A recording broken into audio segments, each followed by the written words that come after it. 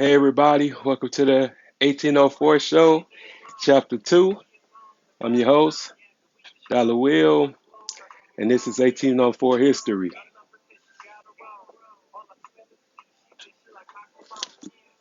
Yeah, I just wanted to, come back and drop this segment because everybody been waiting for this.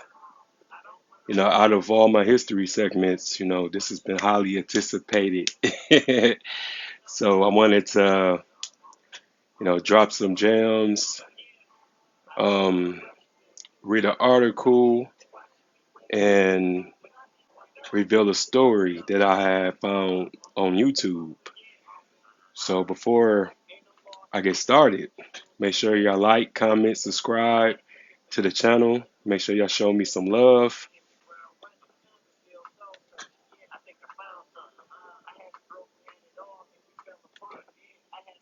It's just been people hitting me up like all week. A lot of people just thought I was capping, like I made something up. And I was like, no, I didn't make it up. It happened. It happened to a lot of northern cities that a lot of people don't know about. A lot of people don't know this story because of the fact that he was hidden. It was a well kept secret. You had to have been alive back then to really realize what happened here. So I wanted to talk about it. Shout out to all my viewers, supporters, everybody. So if anything, if it wasn't for you guys, I wouldn't be here today. But yeah, I think I'm gonna give a detail on why I wanted to do this and what made me do this. Um, what made me do this in the first place is the fact that, a lot of people in our city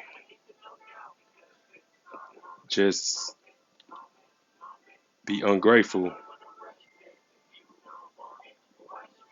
They don't understand the sacrifices that our kinfolks made in order for us to have these opportunities that we are able to get and are able to enjoy, able to flourish and everything. So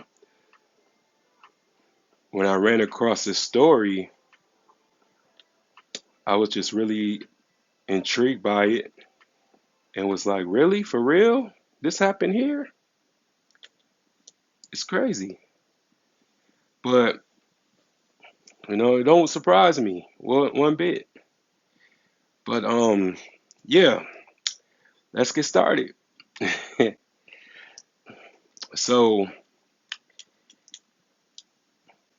on July 25th, 1967, it was the same week of the Detroit riots, 2 days after. So pretty much, the state was already on martial law due to Detroit and due to the rioting, the looting, the killing, and shit there. But, we have our own little incident. And I'm pretty much going to talk about the lady who gave the general account first. Her name was Rose Kane Kilpatrick.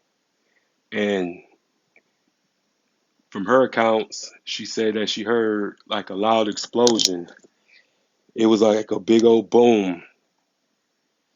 And then she found out that wasn't an explosion, but the police gathered around a house and was shooting the entire house.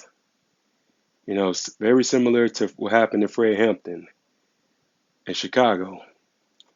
They were shooting for approximate 30 minutes and literally was looking to kill because it was a rumor that um it was like a headquarters there, and they was planning on, I guess, attacking the police, so they shot up a home on 6th Street. I don't know if the house still there. Hopefully you guys can, let me know, but that's pretty much how that occurred. Luckily nobody died in this um raid, but several people was wounded, and she was pregnant with her daughter at the time, 6 months pregnant. So they just shooting this house up, hoping to kill, and there were no type of it's just really hard for me to talk about this type of stuff, but there was no type of empathy towards her. And then after they got done shooting, they ordered everybody to come out and squat to the ground with their hands up.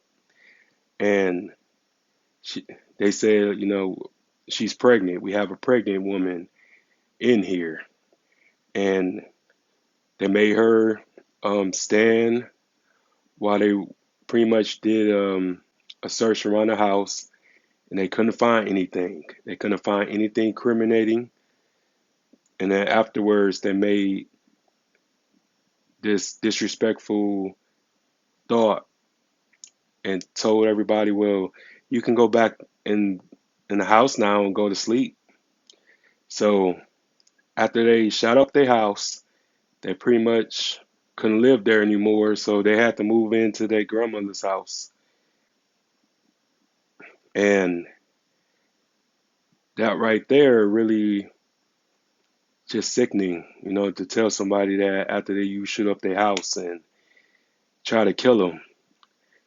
And what they don't talk about with this great migration thing that was happening in the 1960s was the fact that not just black people from the South moved up to the North for a better life, for better job opportunities, better education, better living conditions.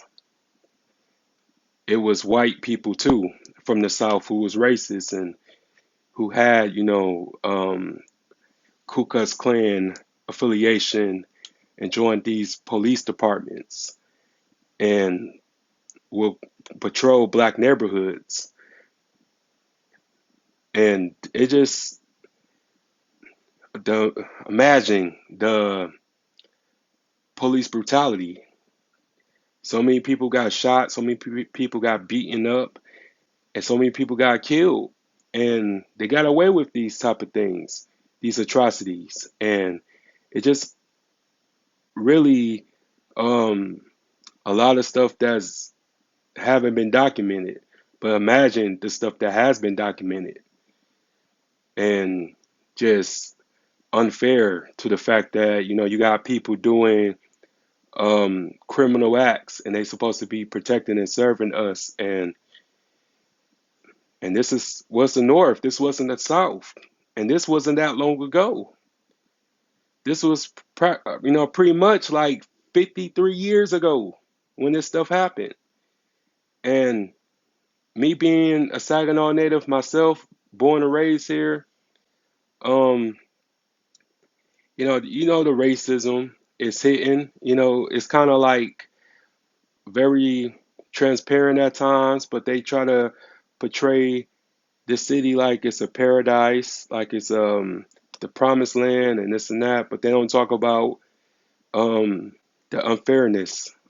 And the video that's been circling around our social media these past few days of the state police beating up old boy, it don't surprise me one bit, because every black person who from the hood or haven't lived in the hood have a police story, and they know just what I'm talking about and how we treat it and how we profiled every day. And it's just unfair. And you won't see any other platform talking about this type of stuff but me. And we got to start talking about it. We got to start, giving the kids a heads up on how to survive. And just sometimes it's just best to just not argue with the police. Don't provoke them. You know what I'm saying? Do your best to stay alive and live another day. And then also, at that time, it was a black mayor. And I don't get black people that think that everything is a win. When a black person get elected in office, it's a win, but it's not a win.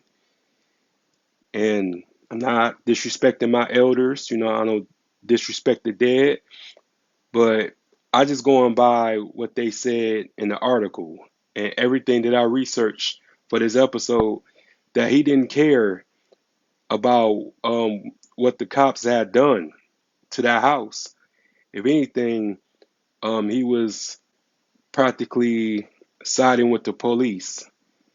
And a lot of us like to think everything a win when a black person get elected in Congress or get elected as the mayor, get elected as the police chief and this and that, and think that everything's a win, everything's a change, but nothing happens. You know what I'm saying? Especially when their mind isn't black. When somebody's mind ain't black, it don't change anything. It just pretty much make everything the same or even worse. So I'm gonna go to this article real quick. On July 25th, 1967, officers surrounded a house full of black people and shot into the house, wounding several people, Arthur Smith said. 2 days before that, on July 23rd, Detroit set the tone for other cities for all over the country to follow in their footsteps.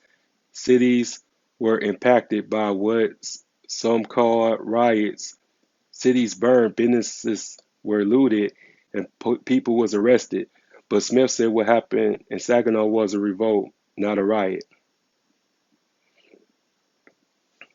We call it the police riot because the police provoked the confrontation, and the police, excuse me, were the only ones armed and the other ones injured were black folk. Imagine 40 and 50 white people hurt in a house and the police surrounded that house and shot it through the walls. It was no rage expressed in the news by the mayor or anybody in authority. How do you justify that? Smith asked. In 1967, the mayor of Saginaw was Henry March, the first black mayor. March was just 3 months into his term when everything began. He didn't have no use for us. He seemed to have strong audacity towards us, Smith said. When Smith referred to us, he means a group. He was a member and co-creator of called United Power, a black organization to empower other blacks. See, I didn't know about that we actually had like a group, a branch, like the Black Panthers here. That's what's up. The organization was a integral component of why the revolt began in Saginaw. It was the overall conditions of black people in this country that led black people to rebel all over this country. It was a part of the movement, Smith said. In the 60s, Smith ran a newspaper called the Saginaw Afro Herald. Its goal was to inform, evolve, and unite. Many other incidents during this time were documented in his paper. So it just pretty much showed like same stuff, like same stuff that's going on today. And it's crazy. We should not be seeing racism. We should not be seeing police brutality. We should not be seeing cops killing people in our time. And just because nobody wants to do something about it, it's still going on. and it's unfair. But yeah, peaceful protest. So March called a meeting for any group or any individual that had grievances with City Hall. He set up a meeting at City Hall in the council chambers for anybody that had a bone to pick, Smith said. March later explained he extended the gathering as a small meeting rather than a mass group, the Saginaw News reported. But apparently, a lot of people and organizations throughout the city had issues they wanted to discuss because nuns, priests, and so many others showed up and packed City Hall, but no one were being led into the city council chambers, Smith said. So Smith and United Power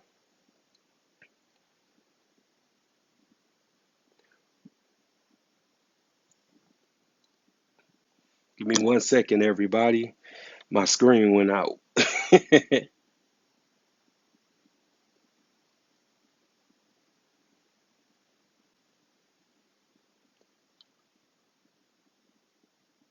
Okay, I'm back. So Smith and United Power reconvene at what they called the Black House. It was basically the headquarters for the group where they did the planning and had meetings, he said. We decided to have a peaceful demonstration on the busiest intersection in the city, which was Genesee and Washington, and demanded that March answer to grievances as he had called. He marched through the community and picked up people to join the march, and we had a sit down at the intersection there and demanded that March hear our grievances. He called to hear. He never showed up. So that sounds familiar, doesn't it? Wow, it's crazy, really crazy. Demands of the people. But the police did show up, Smith said, and told the members of United Power to meet March at the Bancroft Hotel. They were at the first given the runaround to see March, but they finally met with him. Nothing really transpired, he said. The Saginaw News reported that the demonstrators were demanding a open housing ordinance, more jobs for local youth, eliminate slum housing, stop harassment and intimidation of black employees who stood up for their rights, recognize and respect grassroots black leaders. Smith said white and black people participated and were demonstrating for hours, but police broke it up and herd people in different directions.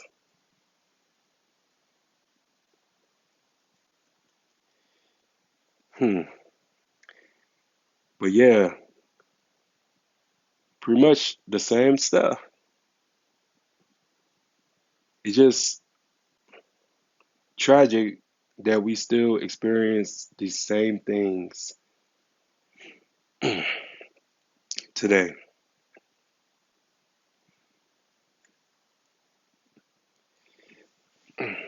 The police riot.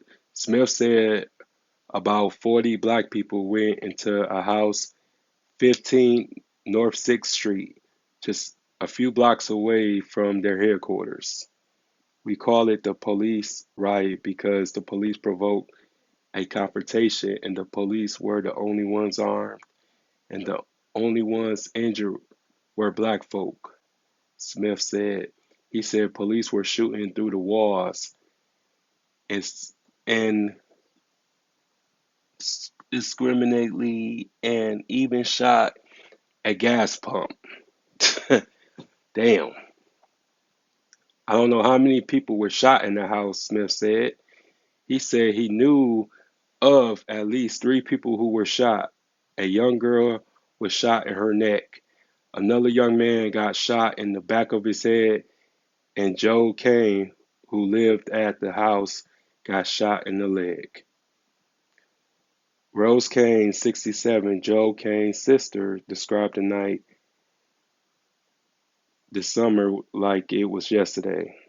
In 1967, she was 17 years old and 6 months pregnant. I remember the night when the house got shot up. It was kind of late, maybe like 11 p.m. And I remember bullets start shooting. It just happened out of nowhere. We didn't have a warning. We didn't even know it was coming. And bullets just start hitting our house. It was very hot, a very hot night. And people were walking down the street and start running into our house because police, were shooting, Rose said. Sylvester Joe Stevens, 82, was a police officer for 10 years. He said the Michigan State Police were at the scene and told him that Joe Kane started the shooting, so they had to fire back. But Stevens said he remembered Kane being with him up the street when they heard the shooting. Joe Kane was downtown with me when he heard the shooting because the patrol car we were driving was behind Michigan National Bank, Stevens said. The Chicago Tribune reported that police confirmed 8 people related to the revolt were shot that night. The Saginaw News reported that the 7 all blacks reportedly were sitting on the porch of Kane's house when police arrived and ordered them and others in the area to disperse. But the paper said as some tried to leave the porch or enter into the house, they were shot from behind. Mm. Yeah, this was like a assassination attempt, man. And this is what they don't tell us, man. This is what they don't talk about. You know what I'm saying? This is Saginaw, Michigan, people. Like, what the hell is going on here? Like, why would y'all do this to innocent people? I see if they robbed the bank. I see if they were serial killers. I see if they was gang members. But these people was political leaders. You know what I'm saying? They was just trying to get better rights. And y'all go shoot people 11 o'clock at night, defenseless. And this is the same shit that happened with Fred Hampton in Chicago. But this was 2 years earlier. So it don't surprise me that this was a corrupt situation or was like a way to get some attention, you know what I'm saying? To make a statement or whatever. But this is some cowardly shit right here. And I can't fathom on that. But yeah, shit, where I was at. I'm so mad. They went and pulled everybody out the house and made them lie face down in the street. And then and they went over that house with a fine tooth comb. They didn't find a bean shooter, let alone a gun. Nobody had a gun. There were kids, Smith said. 43 people were arrested and the group got an attorney, Milton Henry, which Smith said was one of the best in the county at that time. They changed the charge of those people about 5 or 6 times because they couldn't make anything stick, Smith said.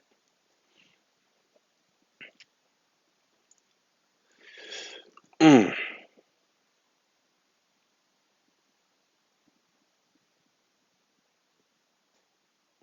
This is crazy. Like, Like I said, I don't disrespect my elders or anything like that, but we give people like this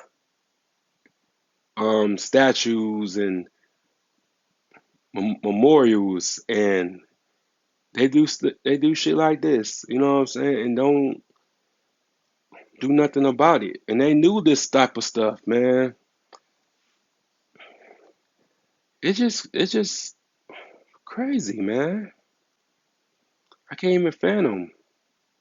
I can't even imagine going through something like that. And it won't surprise me that most of our people got PTSD from this shit now. Like they still suffer through that. They still have nightmares. They still have bad dreams from that stuff, man. And y'all want to go and shoot and kill everybody.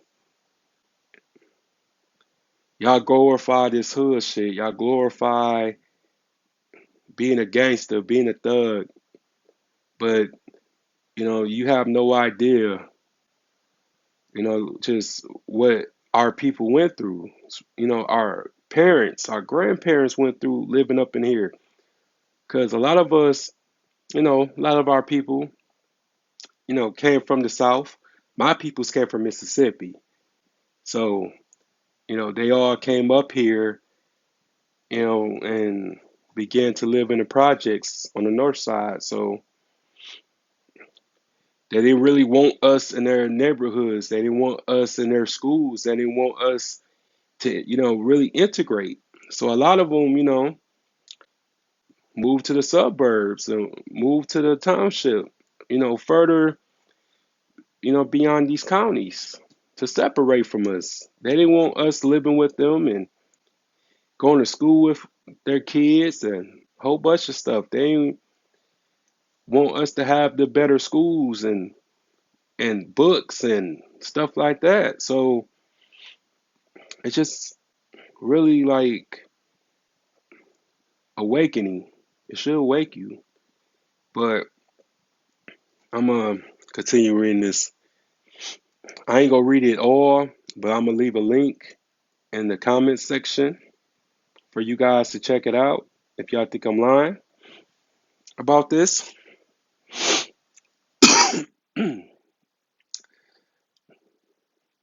Chaotic events throughout the city. The shooting incident resulted in 7 people treated for bullet wounds at St. Mary's Hospital. Jesse Drain was reported to be in serious condition after being shot in the head, while others, Robert E. Wilbur, had a shotgun wound to his leg, and Kane, who had a compound fracture of his leg caused by a gunshot, were in fair condition. The shooting, the shooting at the house is the most chaotic incident of the night, but during that week, other events throughout the city occurred. Smith said the Frank and Anderson Bridge was being raised and let down at certain times while others were barricaded. Businesses were being set on fire and looted, Smith said. March had gone on the radio to tell store owners that he advised them to arm themselves and if they cross your threshold, shoot to kill, or something to that effect, Smith said. However, the Saginaw News reported that March denies half the claim, saying he didn't want someone to get shot. Smith said while the chaos throughout the city was leveling out, March called to have some peace in the city, but not before other parts of the city experienced the chaos too. Hmm.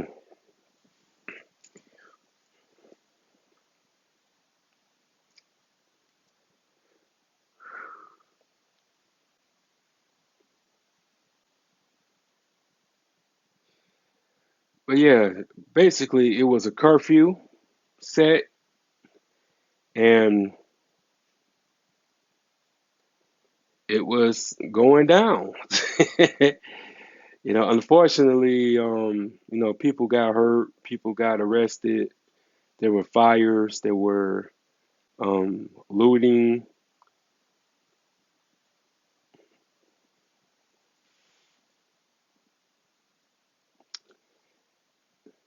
It's just crazy how you don't, what I'm saying, know about these type of things, and then figuring out like years later why so many like open land over there in that area on North Sixth Street is like vacant, and like open fields because there used to be homes. But it's just a lot of people don't know, and that's why I'm here to talk about it. It's just unfortunate how they did us, and how we don't have nothing or don't have anywhere to go like that. Oh, bro, that was your grandma's house?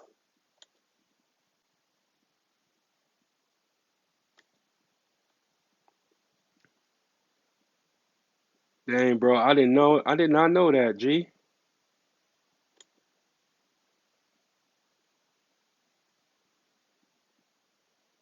You know what I'm saying? I hope your people get justice, my dude. It's unfair.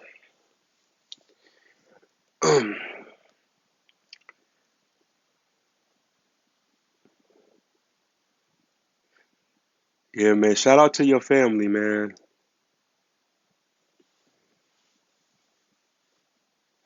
I'm sorry that happened to your peoples. Mm. It just,